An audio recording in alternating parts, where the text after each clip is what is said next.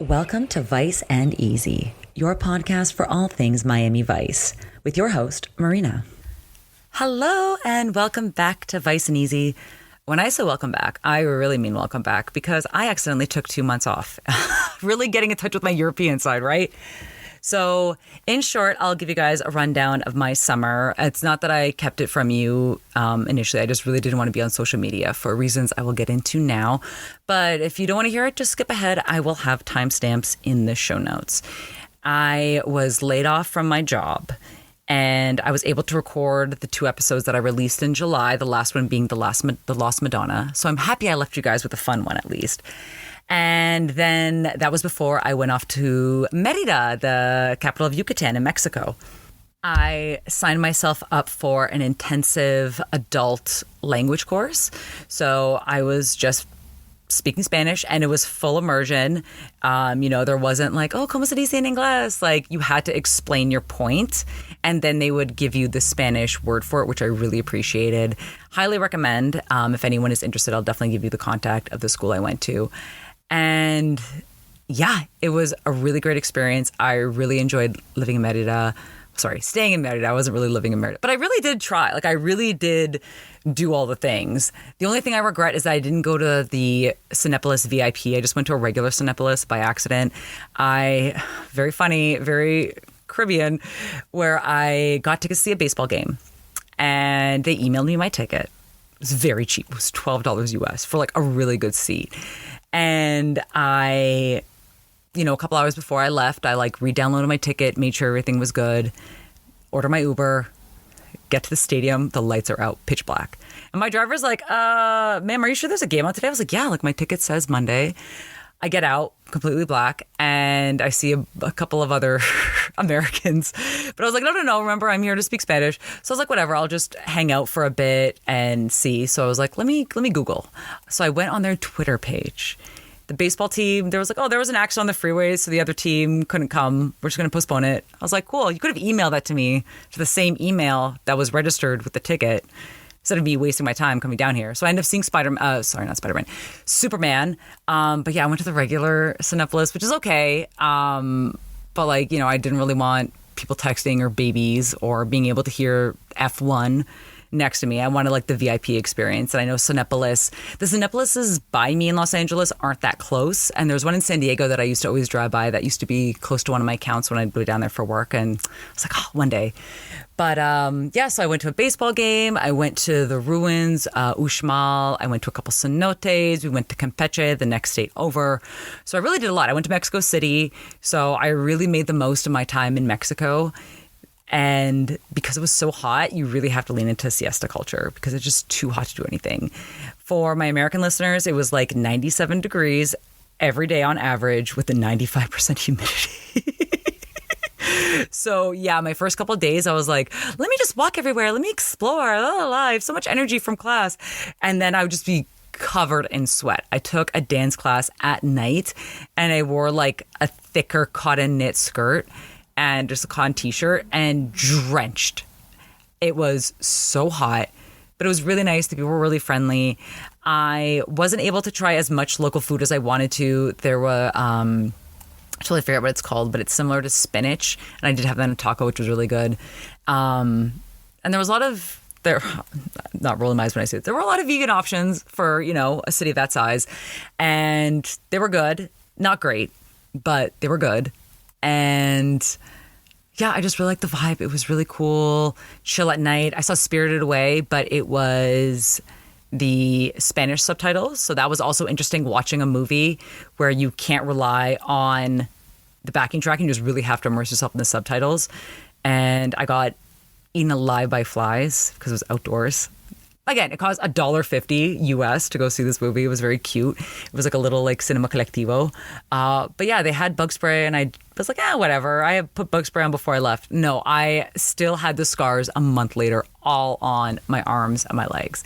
And I really made a concerted effort to immerse myself into Spanish because my Apple News, like where I get all my magazines, they don't have any Spanish titles. So I was like, okay, if I'm already cheating and reading a little bit of English, like I bought a lot of books in Spanish as well to read. And really tried as much as I could. I was like, I'm only going to watch TV in Spanish. So I basically watched Daria reruns in Spanish because the Spanish dub includes the original music, which the DVDs nor the reruns that you see on Pluto TV or on MTV back in the day had the original music. Isn't that crazy? So I could kind of follow along. I didn't get a lot of like the inside jokes, but because I was so familiar with the episodes from watching it as a kid, it was really useful. And I watched a lot of other really good original Spanish language shows. So I guess Daria, I don't want to say it was cheating, but because it was dubbed, but I was like, hey, you know what? I'm just going to put this on all day. It was a Daria channel on Pluto TV. But the Spanish dubs of The Simpsons and South Park are also really good. So speaking of, when I got home, I was watching my Simpsons DVDs because I have the French dub, I believe it's the Quebecois dub, and the Spanish dub on my DVD. So I was watching episodes in Spanish. And I read online that Dr. Nick is Argentine. So I was trying to hear his accent. So I was like, okay, let me try to find some Dr. Nick-centric episodes. Homer's Triple Bypass. Watch that. Ha ha ha. I couldn't really hear much of the Argentine accent because I'm not super familiar with it. I was watching an Argentine show when I was in Mexico. It was very hard to understand. I think that you needed subtitles 100%. And honestly, like a day or two later, my mom calls me that my dad, who had already been having some health issues, when I went up to Canada the first part of the summer, I helped take him to a lot of tests. He wasn't feeling well. He'd had some falls. So I was already like a little bit concerned. So he went in for a cardiac test and they basically sent him in an ambulance to the hospital straight. And when I was booked to fly home to help take care of my mom because she was having a planned hip surgery, my dad was that day getting a triple bypass. So I was for like a full week and a half just freaking out, worried I'd get the horrible news on the plane. Luckily, I was able to get good news that he had gone out of the surgery before I left. So that really made me feel a lot better. And yeah, so I went up to Canada for a while to help take care of him, keep him company, take care of my mom. So it was good. I'm glad that I had the time and the resources to do that. And, that's what adult children are for, and especially unemployed adult children are for. So I'm very thankful, and it just made me really thankful for the Canadian healthcare system and for the services because he was in such good care, and he's in such good care now in the rehab as he's getting better. And, at the same time, I was fighting, trying to get healthcare coverage, but because I was employed, for the low price of $360 a month, I could get crappy healthcare coverage that doesn't really cover anything. Whereas my mom and I were going over her retirement benefits and, just see like what was covered for my dad's rehab. And if we wanted to call someone in to help, just little things like I had to have a personal support worker. Her plan was $35 a month. To be fair, it's a retirement plan and it's ancillary benefits. And she worked for the company for a long, long, long time. It was a major bank in Canada. Like, this makes sense. But I was like, $35 a month. Yeah. So I'm very thankful to the Canadian healthcare system, especially in Ontario. And just thankful that everything's fine now. But yeah, I was trying to record before I left, but I was just like so stressed, and there was an issue with my cord. I had to get that replaced from my microphone to my computer, just little things. And there was something else tech-wise that was also kind of iffy during Mercury in retrograde. But yeah, so I really had a very busy, eventful summer. And again, very blessed that I don't have children. I have a cat who is my child, but I don't have children. So I was able to stretch my severance a long way. Highly recommend if you are receiving severance in the United States to go to a country where you get a great exchange rate on USD, because I was living like a queen in Mexico and now I'm like, back to reality. But yeah, so thank you so much. I didn't mean to be so MIA, but social media, I just was really not in the mood. I crashed out a couple times in Mexico because I'd see, I was still applying for jobs on LinkedIn and everything, and I'd see like, so-and-so has a new job, so-and-so has a new job, blah, blah, blah. And it was just like, same thing on social media. I just couldn't, I don't want to say deal with it, but it wasn't what I needed at that time. Very much, in the spirit of Kenny Powers and Eduardo Sanchez, I was like, let me just go to Mexico and disappear. And it was great. Highly, highly, highly recommend. But in short, sorry for being gone for 2 months. I definitely missed you guys a lot, and I'm sorry to be so MIA, but We are back, baby. And this week we are breaking down Season 5, Episode 15, entitled Over the Line. Per IMDb, the synopsis is as follows. When a routine bust goes bad, the team gets approached by a group of rogue cops who have their own vigilante justice in mind. Castillo approves Crockett and Tubbs' decision to infiltrate the group, but when one good cop is killed, that decision comes into question. We open the episode with Crockett and Tubbs surveying a house, and Tubbs' new car, on Miami Vice Wikia. This car is never seen again. It's never really explained. So I don't know if it was just like a loaner for the day. They didn't expect, people like me 40 years later to be screenshotting it all, but I digress. Crockett recognizes somebody that he knows. And this is very much not Los Angeles because this man is definitely not on Ozempic. Tommy T's looking fat. Changing employers must agree with him. I wish we knew who was signing the checks. Also, as you can see in the gallery, which is in the descriptor notes of each and every episode of Ice and Easy, this man is clearly not fat at all. But I guess he used to be very skinny. Maybe he's not getting high in his own supply. How about that? Again, back to the gallery, I made a great gif of like the sweaty client, getting all nervous with a lot of chest hair, and the two girls in the back. And the guy looks familiar, but I was trying to look it up, and I keep trying to use like the Google reverse image search. It's not helping me anywhere, but this guy looks so familiar. If anyone knows who this man is, he's not credited either. Please let me know. Also, back-to-back episodes of balding ponytail. Like, I get it. I really sympathize with men and receding hairlines. But like, my lord. I understand that this is before I've seen barbers on TikTok, and that's what they specialize in, like men with really thin hair, and they help it look fuller and thicker, and they give them a new cut. But like, my God, back to back, this is traumatizing. So as they're doing this deal, we see an ice cream truck in the distance when it opens the episode, but as it comes closer, this ice cream truck is definitely very much ripped for Vice City, because I remember dealing drugs in this ice cream truck in the video game at 14 years old. Are on the way. Oh, the heat is moving in, so the bad boys better split it. Let's go.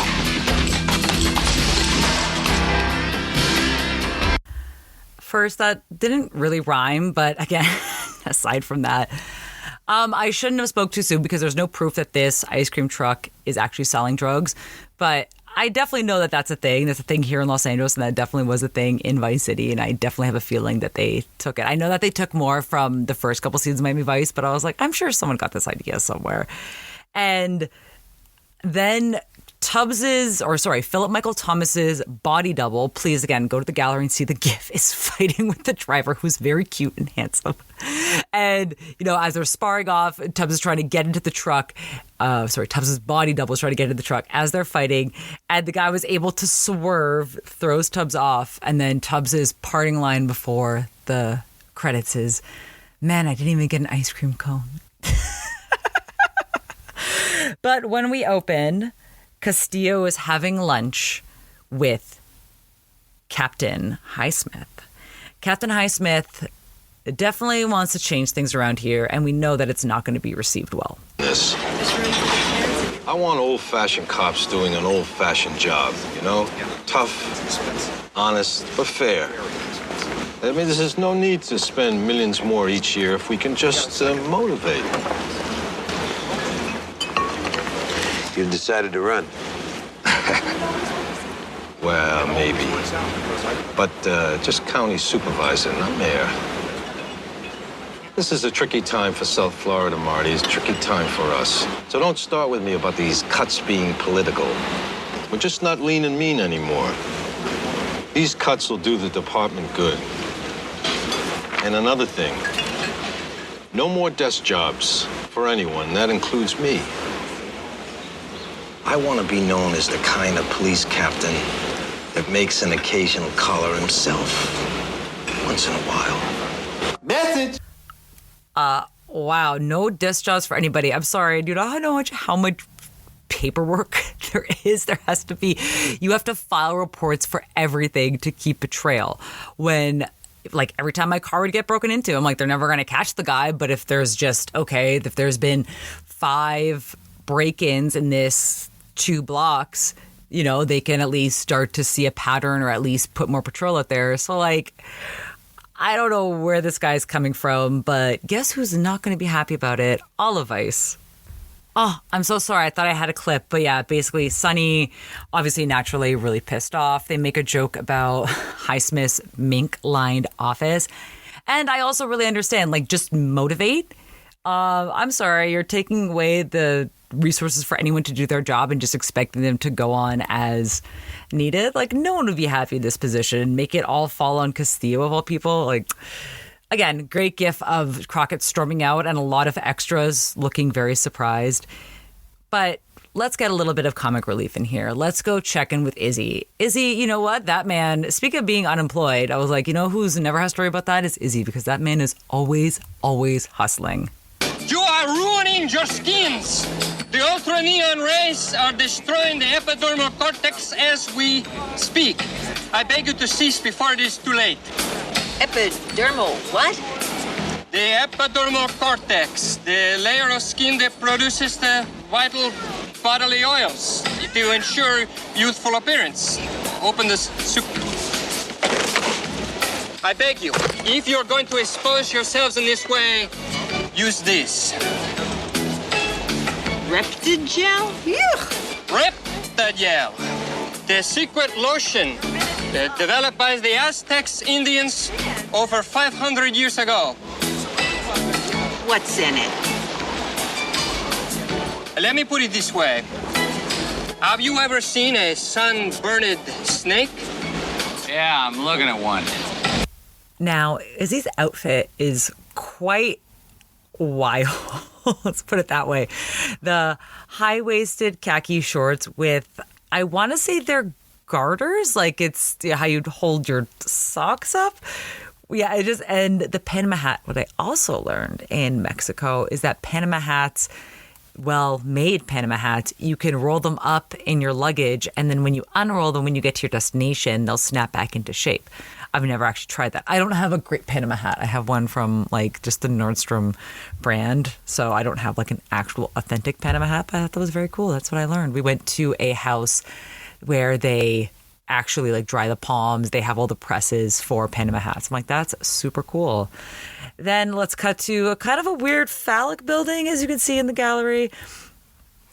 Because once they get a little bit more information of who to look for, when Izzy gives them a name, Crockett and Tubbs decide to try and get a little bit closer with him. He is not having any of it. I never heard of either of you. Goodbye. Fine. We'll leave. But then we'll have to pay top dollar to some other enterprising smuggler.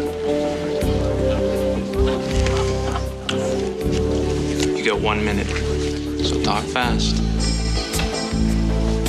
Like I said, we'll pay top dollar for as much as you can get your hands on. Just gotta be here in the next week. I don't dig deadlines, Burnett. You see, it's been my experience that businessmen in a hurry are usually businessmen in trouble. Reggie, in our business? Come on. A businessman in a hurry is a businessman in trouble. That is very sage advice. I have to agree with Reggie there. He's got one. His associate, the guy that we'll recognize from the ice cream truck, goes over to whisper something, and he's so short he has to lean up to whisper. I don't think I got a gif of it, but it's very funny. And, you know, now that Reggie knows that Burnett and Cooper owe his associate's friend some money, he kicks them out. As they're leaving the mysterious phallic-shaped building, actually, hold on. I put a note that this was filmed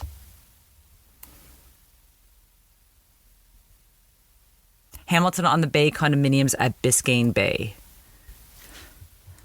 It still exists, 555 Northeast 34th Street in Biscayne Bay, and it still looks phallic as ever. So that's cool. A lot of times when I'll try to look for filming locations, I'll realize it's been torn down or made into condos. So that's very cool. They're still keeping this. And as they're leaving, Crockett and Tubbs get escorted to a car by a gang of suits. Let me say escorted, not taken. While the Testarossa, I noted, was parked by stanchions and a dumpster. Yeah, what if they be like, look, let me at least like move my car first? That's what I would think. Then I really like the shot of this, the backlight and the light coming through the guy's arms as his hands are on his hips. And we get an introduction to a different kind of crew than Crockett and Tubbs are used to. Our best weapon is information. We collect it carefully and use it carefully, surgically when necessary, to make sure that a certain criminal element isn't taken out of the game too early before we can nail them. It's all in the timing. So far, ours has been pretty good. Then it was your guys who played the ice cream man. Yeah, and Dr. Dinky's driver's pushing popsicles with Hawkins.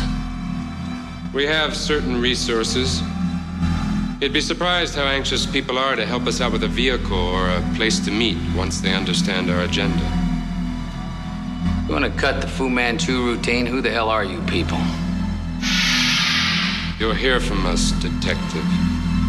Oh, really? What if we decide to turn you in? Turn who in? So after this introduction, they present Crockett and Tubbs with a slideshow of criminals who have fallen through the cracks of the justice system and have not received justice for the crimes they committed. They point out one guy, Hallandale, who got arrested 21 times. I was like, damn, I noted that. I was like, what were you doing 21 times? Was that just all like driving violations or... Sorry. But I just thought that was very interesting. If you want to also think about trying to word this correctly, the cell within, we were also shown something similar, again, of justice not being served. And obviously that was very different than what's going to transpire in this episode. But I just think it's very interesting that, you know, with one episode in between, we have this kind of presented system of vigilante justice. I'm going to leave it there. When we go to... Sorry, I'm not trying to laugh. I don't know why I have the giggles today. I really don't. I guess, you know, I was sad for a long time. So maybe I haven't been talking as much this summer. Like, obviously, I'm not exactly a wallflower. But, you know, I haven't been... My old job, I was talking to people 8 hours a day. And now I have been bugging my cat a lot and talking to him, but not for 8 hours a day. So maybe that's why. So we also cut to Escalante on his private fairway, which is just kind of like a piece of grass into the water. Trying not to laugh. And I love how he's just flanked by his goons and then goons that want to do business with him on the other side while he's just driving into the ocean. But the goons that want to do business with him, that's going to be Reggie and his boys. And as they're talking with him, make a deal, it turns out that Escalante wants some C4, some explosives. Well, Reggie's not going to tell him the truth that he doesn't have it, so he's going to promise it to him anyway. And as him and his goons are walking off, again, a great shot. Johnny, the short one, looks really great. Again, the balding ponytail is killing me. Reggie looks great, though. Very handsome. I was surprised he didn't have more credits. I guess this wasn't for him. But turns out, yeah, so he doesn't have the stuff, but they're going to get it, and that's what he's paying his goons for. That's why I am in charge. You're selling ice cream bars. Hey, what are you saying? I'm saying it's as easy as 1, 2, 3 because you see you and my eager assistant over here are going to steal it for me. As we cut back, Crockett and Tubbs are back in the Coup de Ville, so it's okay. It just wasn't available for the first scene. That's fine.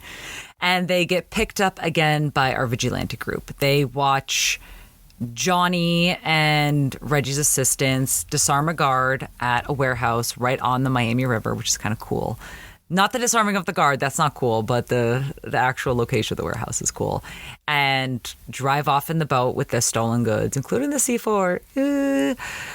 And as they're driving Crockett and Tubbs back, the partition is up, and they once again reiterate what they represent and whether or not Crockett and Tubbs want to be a part of it. Do do it our way. We take them down, they stay down. Make sense so far? I'm listening. Don't underestimate us, Crockett. We're not a formal group. We have no name, no organizational chart, no secret passwords. But we've been around for a long time. And there are more of us than you think. We want you to join us.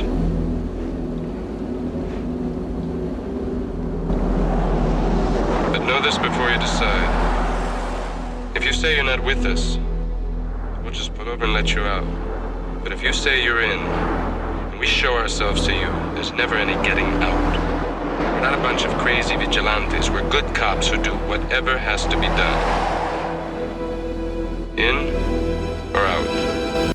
Both Crockett and Tubbs are in, and the partition comes down, and the leader, Walter Stevens, introduces himself.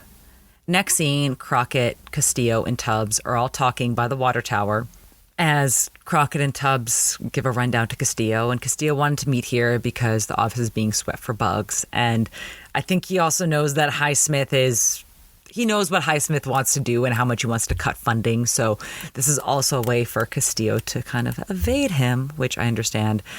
And I didn't clip this scene. I think also I wrote that this scene makes me so nauseous, LOL, it's so shaky, so that's probably why I didn't.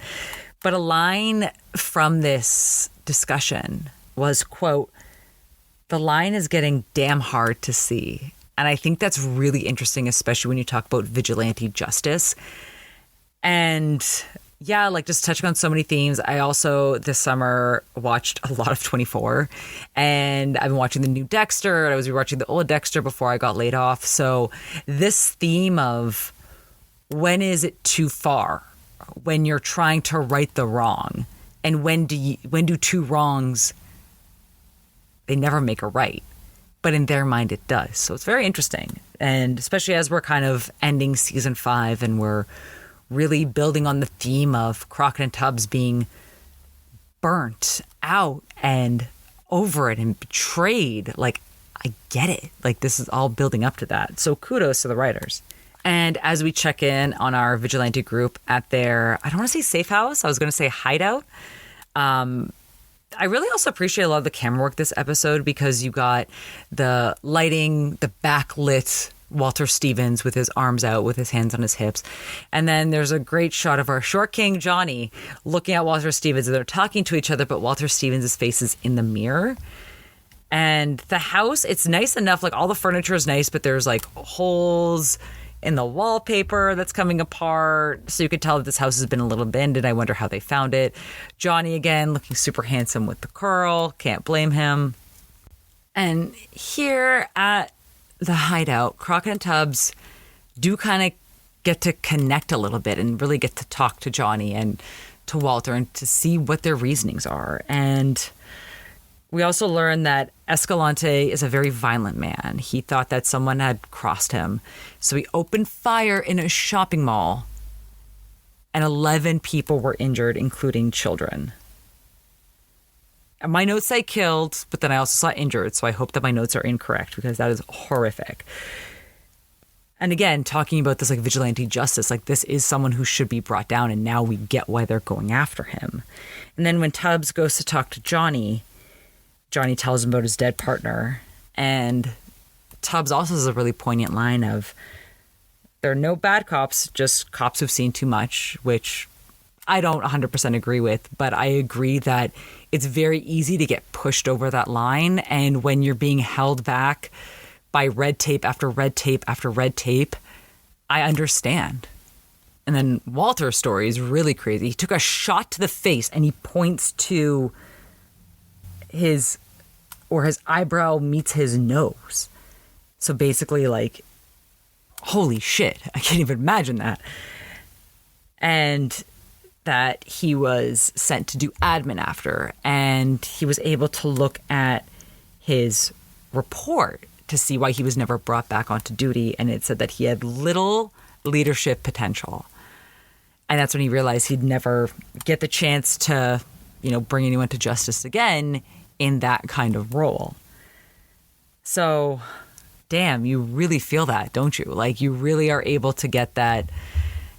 These are not bad people. These are people who have been driven to what they think is right. And Crockett and Tubbs are also being able to see both sides of the situation, knowing that their methods are not clean, but then also knowing that sometimes doing things the right way doesn't always lead to justice being served. Well, unfortunately, now I have to segue into something very depressing. So Escalante's goons are again making another deal. So we have our bald ponytail. Sorry, I'm going to laugh this whole episode when I see him. Keeping watch, and we're going to juxtapose that with two cops going around collecting signatures for something completely unrelated. And we can all see where this is going. Johnny is inside. Remember, he is one of Reggie's goons, as Crockett and Walter Stevens are watching from across the street. When the cops get closer to the house, Ponytail Guy freaks out. This is when the deal really goes awry. You're overcharging, I checked. Hey, that's not the way I do business. Cops, let's split! You set us up! Other way around, man. No, it's not a bust! Yeah, even though we can hear them say, it's not a bust, Reggie comes out, opens the door, and just shoots the two cops. And then shoots the guy that he was making the deal with. And just walks out in broad daylight. Crockett's freaking out, trying to call it in. Walter stops him because they can't call it in because they'll have to know why they're there. So Crockett, not deterred, still calls it in, but he just calls it in as a citizen. They need an ambulance. The call can't come from us. They want to know why we were here, why we didn't do something. But we did do something, didn't we? It's all set up. Hawkins got the plastique. The deal will come down tonight. Yeah, well, fine. But I'm gonna phone it in anyway. As a citizen. Yeah, the deal will come down tonight. And we'll be there. Oof, that scene was really tough. And I give Crockett kudos for still calling it in. I don't think Walter Stevens would have. And I was also going to say, would they 100% recognize Sonny's voice, depending. But yeah, crazy. As at the scene, Castillo is again going to talk to Highsmith about what's going on, and he's going to let him know that it's internal. We have a problem. Well, that's for damn sure. It's internal. Bad cops.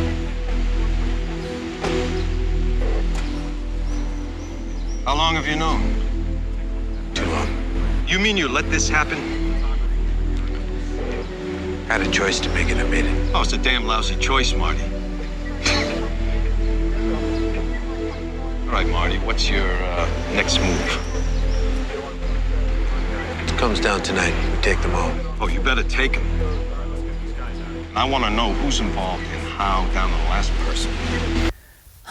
Well, back at the hideout, one of the goons is having a very, one of those cigarettes that when you see someone smoking, you're like, yeah, that person needed that cigarette. That's exactly what this guy looks like. That's why I made a gif of it. As they're able to talk freely with one another about the guilt that they feel. Shoot them. So what? I might as well have. They're dead because of us.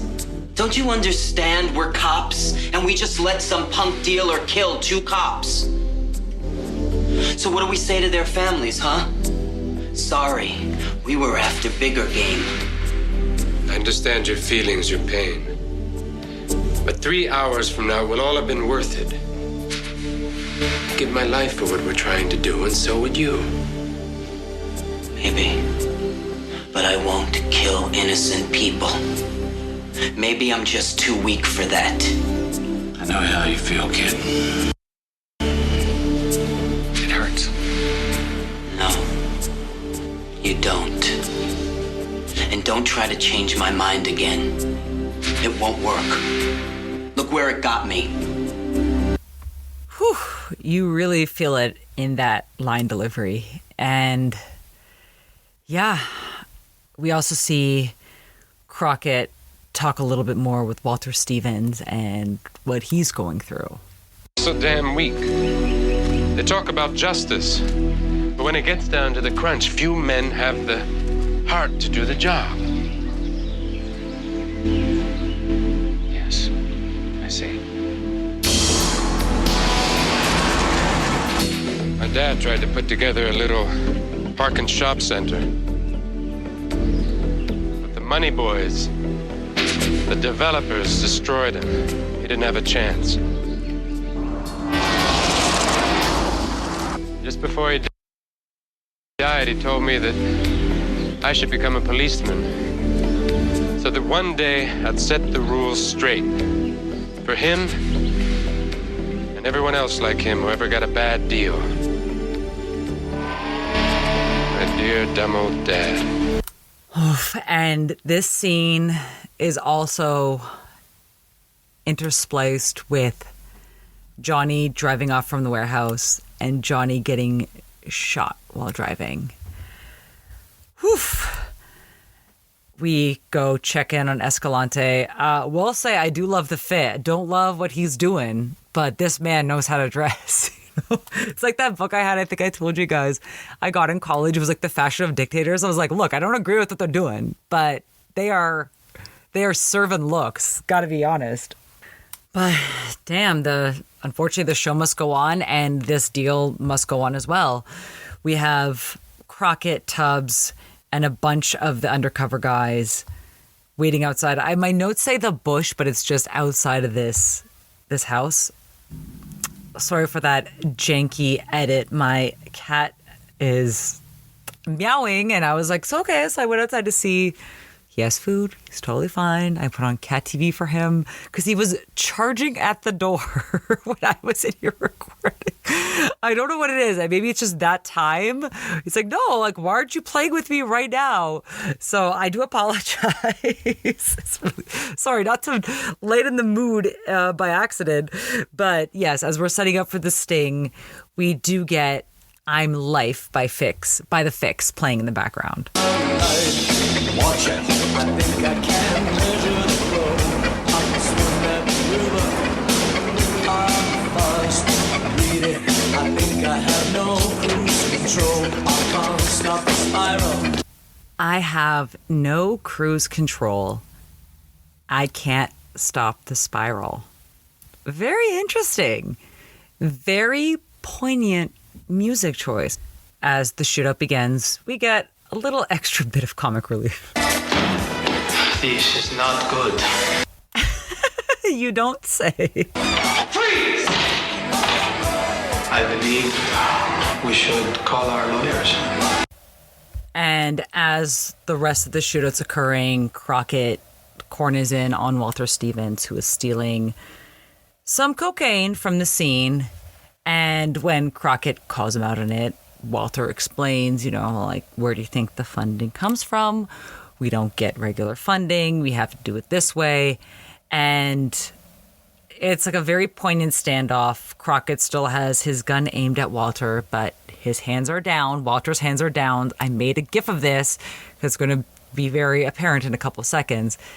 And again, you see where Walter's is coming from. Like, yeah, you have to do bad things in order to kind of get on the same playing field as people who are also doing the bad things. And like, when does that line stop? And Walters thinks that he's doing everything right and that, he saw this injustice going back to his own father, and then he became a cop to make his father happy. And then he's also getting, he's watching this injustice unfold behind his eyes. So you understand where he's coming from. And it's a very endearing scene until Captain Hightower comes. Guess what? Shoots Walter Stevens dead and claims that he was saving Crockett's life. And Crockett is horrified and knows that Walter was never going to shoot him, was never going to hurt him again. His hands were down. Again, one hand is like by the car, the other is down. But he wouldn't have shot Crockett. Then our last scene, Crockett is watching the news. And guess who is on? Matter of fact, earlier this evening, I personally conducted an operation which resulted in the confiscation of at least $500,000 worth of illegal drugs and up to an equal amount in illegal weapons. But much more importantly, I've taken off the street for good those people responsible for the death of a 15-year police veteran. Now, I cannot give you more details at this point in time because of ongoing operations, but I can assure every man, woman, and child in Dade County that I will continue to do whatever has to be done to put an end to this scourge of drugs. Thank you. Whatever it takes.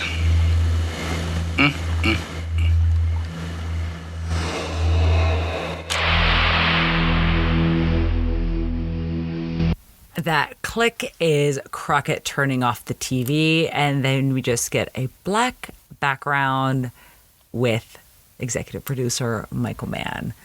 And that is the episode. This is actually a very interesting episode, and I do apologize if I waxed a little too poetic in some parts, but just seeing this theme of justice and how to serve justice fairly. Again, just from what I've been really immersing myself in this summer, aside from, my time in Mexico, when I got back, I was like, all right, Dexter 24, baby. So, yeah, it just really made me think. It was a very interesting episode. And, yeah, let's get into it. We do have some looks this episode. It wasn't like the most stylistic episode, but we got some looks, not just the phallic condo building I really enjoyed. Best dressed duo, I really enjoyed this shot of Crockett and Tubbs kind of back to form from against a lot of their looks in season 5. And you know how I feel about Tubbs and Paisley in the boots, and I love it. But this shot of them in the limo looking out with Tubbs in the black blazer and the gray patterned shirt and tie. No, actually, there's no tie. I'm mistaken. Gray patterned shirt, Crockett with the cream blazer with the white shirt underneath, both looking like $1 million. Just kind of like a return to form. Obviously, my best dressed male is going to be Escalante.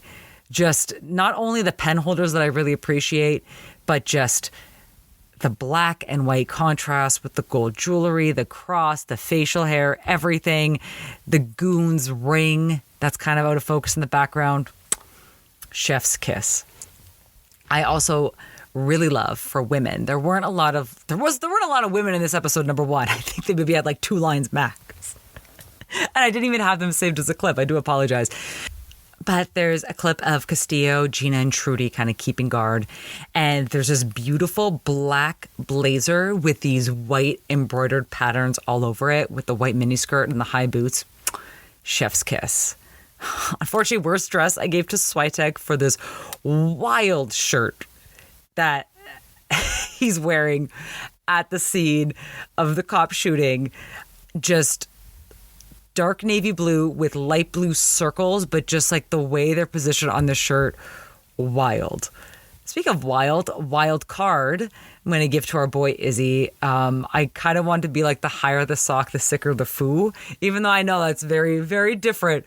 But just this fit with the high-waisted shorts and the garters are really funny.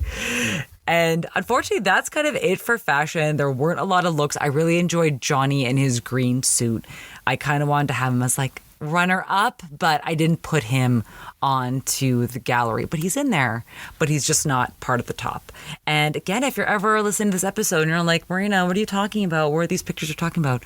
In the description notes of each and every episode of Vice and Easy, you will find the corresponding gallery. So I take screenshots and I take GIFs of every episode and I upload them for you guys. All I ask is, unlike some people, please just don't put them on Reddit and claim them as their own. I digress. And with music, we only had one song this episode, and that's going to be I'm Life by The Fix. And like I said, those lyrics were very poignant for this episode of just running off the rails and, when does the spiral end? And how far is too far? And you keep having to dig the hole the deeper you get. And, you can't dig up, stupid, unlike that Simpsons episode. So it's just yeah, just kind of like putting a lot of things into perspective of how we view justice and what really is fair and isn't fair. And yeah, we're just going to, as we get to the end of this season, really see what that's done to Crockett and Tubbs. And like, we all know where this is going. We all know what that last episode is. They don't just, retire super happy. So I just think it's very interesting. This was actually a really well done episode. And, it really gives credence to how things are going in season 5. Vice T, I didn't really get a lot of things. Like I said, Thomas Arana, who played Walter Stevens, is Italian, speaks Italian. So I think I might have edited this out, but I kind of went on a little tangent where I'm like, maybe that's where he picked up a transatlantic accent, because it does not sound like a Miami accent, nor does it even sound like an American accent. But he's strikingly weirdly handsome. He reminds me of my middle school crush, so I think that's why I like kind of a weird handsomeness, the long face handsomeness. I have a very wide square face, so maybe that's why it's like the opposite. Just, you don't want to see those kids. You don't know how that face is going to come out. But yeah, you always want what you don't have. And with that, let's get to the quotes of the episode. Tommy T's looking fat. Changing employers must agree with him. I wish we... Fat shaming a guy who's not actually fat. Number one, it's very funny. Number two, especially in this stomach, as Ozempic is becoming more and more prevalent, and nobody wants to claim that they're on it, but just people just randomly lose 30 pounds and just claim it's working out and this and that. I would rather someone just say like, hey, I took Ozempic. This is not realistic. But that's also maybe just a very LA skewed view of things. This is quote 2. You see, it's been my experience that businessmen in a hurry are usually businessmen in trouble. Even though Reggie looks like he's 21, 22 in this clip, he's not wrong at all. And clip 3. This is not good. You're telling me, man. 100%. That's like what we've been feeling this whole summer. But in the end, I'm going to give the quote of the episode to Reggie and his sage advice. You see, it's been my experience that businessmen in a hurry are usually businessmen in trouble.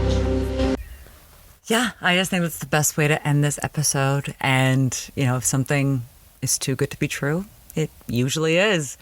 And with that, we are wrapping up season 5, episode 15 of Vice and Easy. And just want to thank you so much, not just for your patience this whole summer, but for all your kind words, for all the likes, for all the follows, for telling all your friends, for subscribing on YouTube, for leaving 5-star reviews on Apple, for subscribing and liking on Spotify and any platform where you stream your podcast of your choice. Thank you so much for making me a part of your day. I really appreciate it. And now that I am back from my self-imposed exile, follow me on all things social at Vice and Easy Podcast. And I look forward to recapping the rest of season 5 with you, even though heads up, next week is not going to be a happy episode in the least. That one I'm really not looking forward to covering. It's a very important topic, but it's just, I don't think there's going to be any comedic relief in this episode, and I don't even know how I'm going to post any screenshots of the episode, so we shall see. But again, thank you so much for all your support and all your kind words and for loving Vice and Easy. And I'll see you next time. As always. Hey man, Miami Wise is #1 new show.